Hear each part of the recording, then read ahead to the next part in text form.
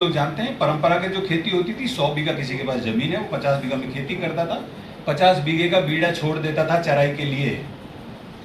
उसमें सॉइल का रीजनरेशन होता था, उस खेत की biodiversity, butterflies, birds, mammals, reptile बाजू वाले प्लॉट में आ जाते थे। 2 हिस्सों में सीधे सीधे खेत बटे होते थे। फैलो लैंड प्रैक्टिस बोलते हैं उसको। अंग्रेजों ने तो बहुत बाद में इसको सीखा, हमारी तो परंपरा का तरीका ही है। आज एग्रीकल्चर साइंटिस्ट ने हाथ खड़ा कर दिया कि ना सॉइल की फर्टिलिटी मेंटेन करनी है तो मिक्स क्रॉप करो।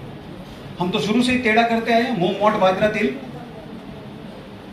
साइंटिस्ट के कहने से शायद किसी ने परंपरा छोड़ दी। शंकर बाजरा आज भी राजस्थान पूरे में थोड़ा बहुत, बीकानेर से नोखा और नागौर में देसी बाजरा बचा, बाकी बाजरा बचा ही नहीं। सब जगह हाइब्रिड सीड आ गया।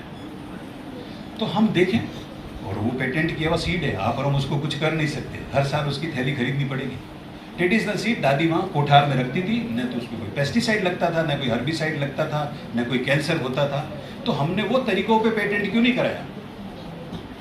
आज कार्बन क्रेडिट के नाम से हम सोलर पे अंधाधुंध सोलर लगा रहे हैं।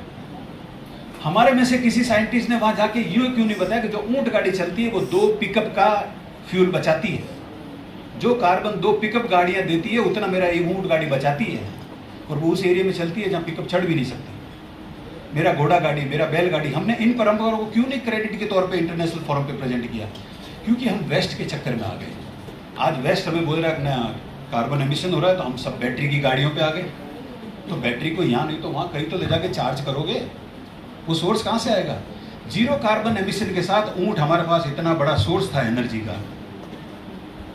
घोड़ा, बैलगाड़ी, ये सारे सोर्सेज को हमने इग्नोर किया, और टेक्नोलॉजी के नाम से, मॉडर्न साइंस के नाम से हमने नए नए इनोवेशन किए, जो एक की बजाय 3-3 प्रॉब्लम साथ लेके आए। आज हम एक की प्रॉब्लम को दूसरा सोल्यूशन देने में लगा हुआ, इसी में सब व्यस्त हैं।